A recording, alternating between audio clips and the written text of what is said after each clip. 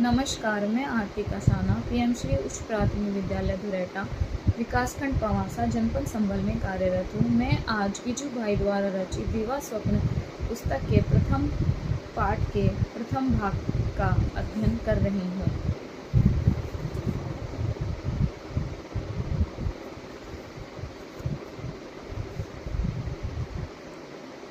प्रथम पाठ के प्रथम खंड का नाम है प्रयोग का आरंभ। मैंने पढ़ा और सोचा तो बहुत कुछ था, परंतु मुझे अनुभव न था। मैंने सोचा मुझे स्वयं अनुभव भी करना चाहिए, तभी मेरे विचार पक्के बनेंगे। तभी यह मालूम होगा कि मेरी आज की कल्पना में कितनी सच्चाई और कितना खोखलापन है। मैं शिक्षा विभाग के बड़े अधिकारी के पास गया और उनसे मैंने प्रार्थना की कि वे मुझे प्राथमिक पाठशाला की एक कक्षा सौंप दे।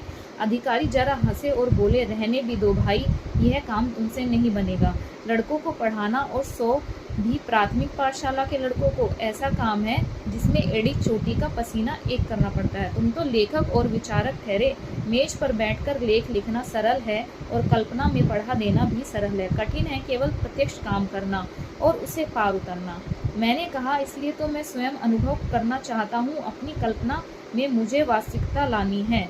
अधिकारी ने कहा, अच्छा, यदि तुम्हारा आग्रह ही है तो खुशी से 1 साल तक अनुभव करो। प्राथमिक पाठशाला की 4ठी कक्षा में तुम्हें सौंपता हूँ। यह उसका पाठ्यक्रम है, यह उसमें चलने वाली कुछ पाठ्य पुस्तक है और ये शिक्षा विभाग की छुट्टी आदि के कुछ नियम है। मैंने आदर की दृष्टि से उन सब चीज़ों को देखा, पाठ्यक्रम हाथ में लेकर जेब में रखा और पाठ्य पुस्तकों को एक डोरी से बांधने लगा। साहब ने कहा, देखो, जैसे चाहो वैसे प्रयोग करने की स्वतंत्रता तो तुम्हें है ही, इसके लिए तो तुम आए ही हो, लेकिन यह भी ध्यान में रखना कि 12वें महीने में परीक्षा आकर खड़ी रहेगी और तुम्हारा काम परीक्षा के माप से मापा जाएगा। मैंने कहा, कबूल है, लेकिन मेरी एक अर्ज है।